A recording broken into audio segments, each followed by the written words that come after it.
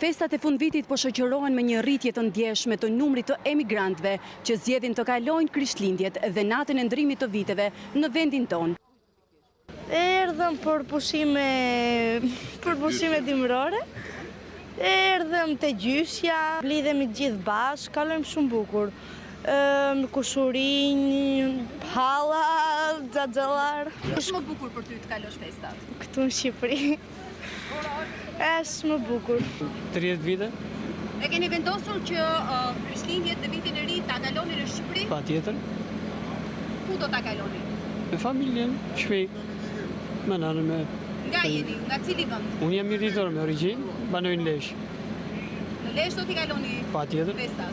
I urojmë gjithë shqiptarëve gëzuar festat, një vit të mbar për gjithë.